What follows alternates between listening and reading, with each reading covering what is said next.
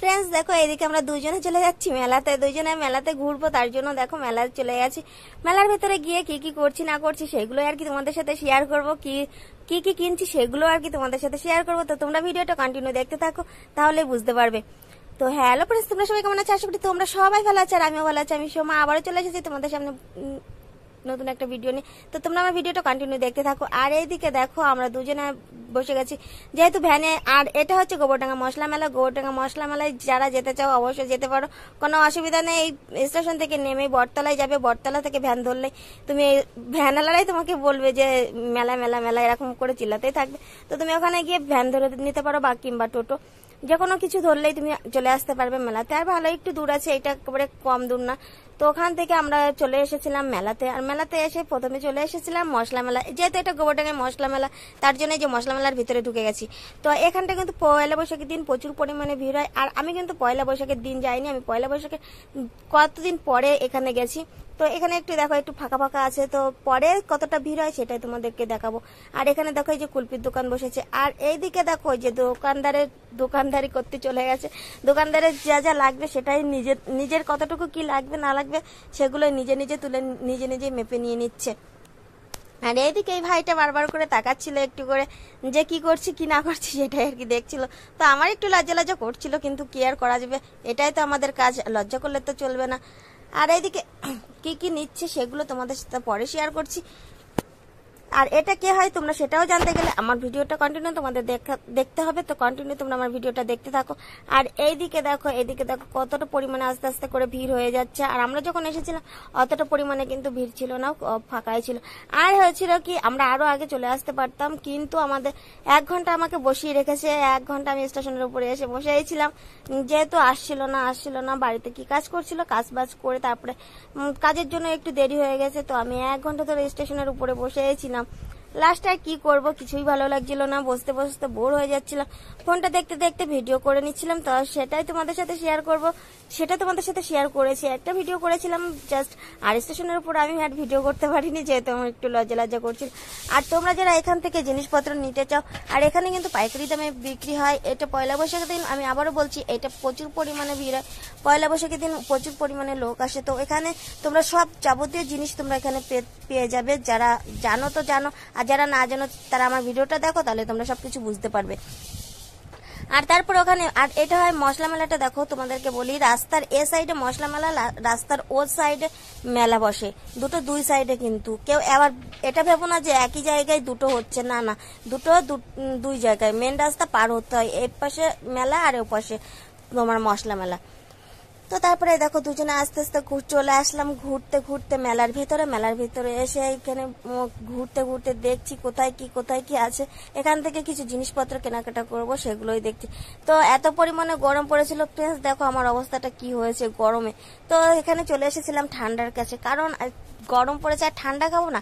আর মেলায় গেলে আমার পছন্দের জিনিসই এটাই, ঠান্ডা। শীতকাল হোক কিংবা গরমকাল, শীতকালেও কিন্তু আমি খাই, কিন্তু আমার মা থাকলে আবার একটু দেখলে একটু বকা করবে, তার জন্য আমার মা চোখ আড়াল করে আমরা খেয়ে নিই ঠান্ডা। তো তারপরে দেখো এখানে আমরা দুজনে ঠান্ডা খেয়ে নেবো। ঠান্ডা খেতে আর আমি বোনাইকে আমি বলেছিলাম যে তুমি এই ভিডিওটা করে দাও, তো তার আবার লজ্জা করে, সে আবার পারবে না। তো অনেক রিকোয়েস্ট করছি, তবু হবে না, সে পারবে না। তো কি আর করা যাবে, তো আমি যতটুকু পারছি ততটুকুই তোমাদের সাথে শেয়ার করছি। তো এখান থেকে খেয়ে নিচ্ছিলাম ঘোল, আর ঠান্ডা ছিল, বেশ ভালোই ঠান্ডা ছিল, বেশ মজাই লাগছিল ঠান্ডাটা খেয়ে।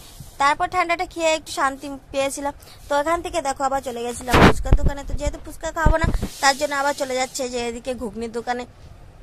আর মেলায় গেলে এই জিনিসগুলো আমার একদমই ভালো লাগে না, বাট কি বলতো, ঘুগনি খেতে না আমার একটু ভালো লাগে না, যেহেতু বুটগুলো অতিরিক্ত শক্ত থাকে, এই জন্য আমার ভালো লাগে না। তো এখান থেকে ঘুরতে সেখানে আবার চলে গেলাম, গিয়ে যে আবার ঘুগনির দোকানে দাঁড়িয়ে পড়েছি, দাঁড়িয়ে দিচ্ছে। আর এই জামা কাপড় পরে কে মেলায় যাই রে ভাই, দেখো আমার অবস্থা, কোনো কিছু সাজগোজ নেই, কিছু নেই। আর হ্যাঁ, আমি এইভাবেই বেশি ঘুরি, কিন্তু তোমরা সব ব্লগে দেখবে আমার কোনো সাজগোজ বলতে এটাই, জাস্ট একটু চুলটাই ঠিক করে একটু বাঁধি, কিন্তু চুলের অবস্থাটা দেখো তোমরা আমার কি অবস্থা। তো তারপরে আচারের কাছে এসেছিলাম, আচারটা একটু বেশি দাম বলেছিল, যে দামটা তার ডবল দাম বলছিল, ওই জন্য আর কিন্তু সে আচার নিয়ে নেয়। আর এইদিকে দেখো এই দিদিভাইটা কত দূর চলে যাচ্ছে, তবু আমাদের ফিরে দেখছে যে আমরা কি করছি, মানে ভিডিও করছি, তো সেটাই আর কি বারবার করে তাকিয়ে দেখছে। কি জানি সে আমাকে চেনে কি চেনে না সেটাও আমি জানি না, কিন্তু সে অনেক দূর থেকে দেখছে, অনেকটা দূর চলে গেছে তবুও দেখা বন্ধ দিচ্ছে না। কি আর করা যাবে, আমারও একটু লজ্জা লজ্জা করছিল, কারণ এখানে অনেকে এই কাজটাই করছিল। তো তারপরে চলে আসলাম এই যে বলের দোকানে এসে, আর এই পুতুলগুলো দেখো তোমরা দেখলে না, এই পুতুলগুলো না রবার সিস্টেমের ছিল, খুব ভালো লাগছিল। কিন্তু আমার সোনামা আবার এখন তো আবার একটু বল খেলতে হয়, কারণ মাঠে যাচ্ছে, মাঠে গিয়ে বল খেলে। আর তার মামা একটা বলে ম্যাপ বানিয়েছিল, পৃথিবী বানিয়েছিল, বাট ম্যাপ মানে এঁকেছে। তো সেই পৃথিবীটা খুলে পেপার টেপার খুলে ওই বলটাই ছিল, ওই বলটা নিয়ে সে আবার মানে মাঠে গিয়ে বল খেলে। তোমরা তো তোমাদের সাথে সেটা শেয়ার করে নি, সেটা ভিডিও পরে আসছে। তো তারপরে কি করব, দুজনের জন্য দুটো বল নেব, সেম বল, কিন্তু দুই কালারের নেব, একই বল নেব না। তো এখানে বল আমাদের নেওয়া হয়ে গেছে। তারপরে আমি কিছু জিনিসপত্র নিয়েছিলাম, সেগুলো ওখানে আছে। আর ওইখানে ওই দাদা ভাইটা কিন্তু তৈরি করছিল। আর এদিকে আমি একটু গ্যাস বেলুন নেব ভেবেছিলাম, কিন্তু নিয়ে আমি বাড়ি পর্যন্ত পৌঁছাতে পারবো না, কারণ আমার যে হাঁটা সেই হাঁটাতেই কোনো জিনিস আসতো বাড়িতে ফেরে মানে আসে না, তার জন্য আমি আর এগুলো নিইনি। তো না নিলে আর কি করা যাবে, ওখানে তো যেহেতু আমরা 3টে নেবো ভেবেছিলাম, আমরা 3জন, আমি একটা ছোট মানুষ, বড় ছোট মানুষ আমি, তারপরে আছে আমার সোনামা, তারপরে আছে পাপা। তো কি আর করা যাবে, সেখানে আর গ্যাস বেলুনগুলো নেওয়া হয়নি। না হলে তারপরে আমরা আবার ঘুরতে ঘুরতে দেখো, আর এদিকে দেখো কি পরিমাণে লোক নামছে সেটা দেখো। তো এখান থেকে আমরা আবারও চলে যাচ্ছি ঘুরতে ঘুরতে, কোথায় কি এগুলো তো দেখা হয়ে গেছে, তো তোমাদের সাথে পুরোটা শেয়ার করতে পারিনি। আর এটা কততম 200 কততম দেখেছিলাম, কিন্তু জাস্ট ভুলে গেছি। এটা যেহেতু আরও 2-4 দিন পরে কিন্তু আমি ভিডিওটা এডিট করছি, তো আমি ভুলে গেছি ওই জন্য। তো এখানে কি কি হচ্ছিল সেগুলো কিন্তু দেখাচ্ছিলাম, দেখাতে তারপর আমরা আবার উপরে উঠে গেলাম। উপরে উঠে এদিকে ভিডিও তো ক্যামেরা অনই ছিল। তারপরে আমরা এই যে মেন রাস্তায় যে পার হচ্ছি, মেন রাস্তা পার পার হয়ে আবার চলে এসেছিলাম এইদিকে মশলা মেলার ভিতর থেকে দেখো। আর এইদিকে দেখো ওই কাকুটা কি করছে, ওই কাকুটা বারবার করে তাকিয়ে দেখছিল। তো আমরা আবার মশলা মেলার থেকে আমাদের মশলা যা নেওয়া হয়েছিল জিনিসপত্র সেগুলো আমরা আবার আমি আবার এখানে দাঁড়িয়ে পড়েছিলাম, আর বোনাই গেছিল আনতে।